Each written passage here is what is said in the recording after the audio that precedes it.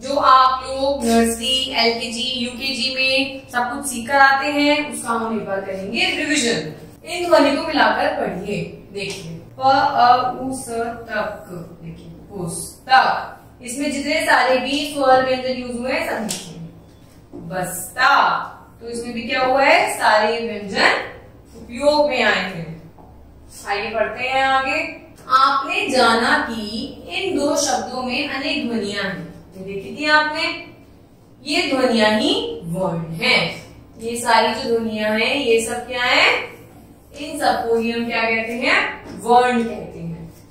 इनके और टुकड़े नहीं हो सकते। इनको हम जैसे अ लिखा है, अ को और दो भागों में हम नहीं बांट सकते। वर्णों के नीचे जो छोटी छोटी तिरछी रेखा है, देखिए जैसे यहाँ तिरछी रेखा है, तिरछी रेखा है, उसे हलंत कहते हैं। इसका अर्थ है कि उसमें ए नहीं जुड़ा हुआ है, मतलब किसी भी वर्ण के नीचे अगर ऐसे लगा हुआ है तो इसका मतलब है इसमें अ की ध्वनि नहीं जुड़ी हुई है। इसे हम क्या कहते हैं, हलंत कहते हैं।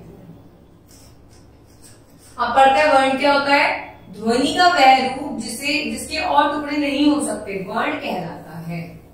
मतलब सबसे छोटी इकाई ध्वनि की वर्ण कहलाती है, जिसका हम पार्ट्स नहीं कर सकते।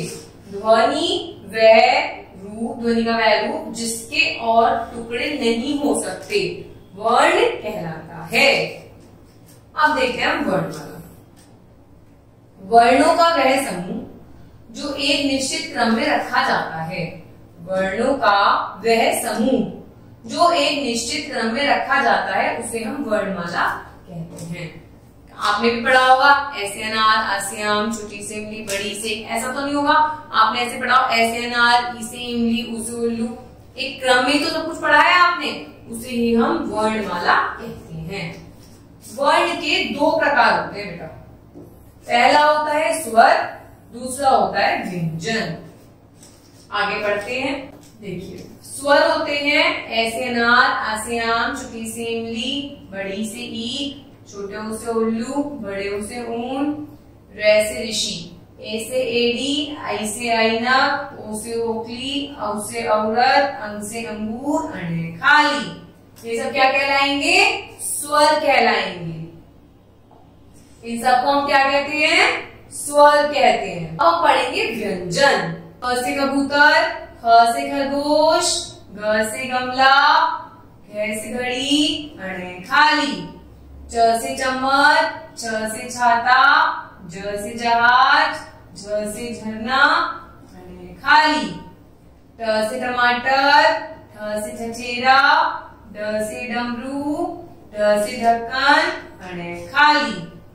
त से तरबूज, थ से थर्मस, द से दबार, ध से धनुष, न से नल, प से पतंग, फ से फल, ब से बतख, भ भालू, म से मछली, य से यज्ञ, र से रथ, ल से लट्टू, व से वक, श से शलजम, श से छचकोण, स से सपेरा, ह से हल। आप लोग ये व्यंजन अपनी यूकेजी क्लास में भी पढ़कर आए होंगे, तो आपको क्या करना है, इन सबको एक बार दोबारा से रिवाइज करना है। अब हम पढ़ेंगे संयुक्त व्यंजन के बारे में। संयुक्त व्यंजन क्या होते हैं, जो दो वर्णों के मेल से बनते हैं उन्हें हम कहते हैं संयुक्त व्यंजन। जैसे श से क्षत्रिय, त्र से त्रिशूल, य से ज्ञानी, ठीक है। तो इस तरीके से हमने इसमें पढ़ा कि स्वर किसे कहते हैं, व्यंजन किसे कहते हैं और संयुक्त व्यंजन किसे कहते हैं। वर्णों के दो भेद होते हैं, स्वर और व्यंजन। Thank you.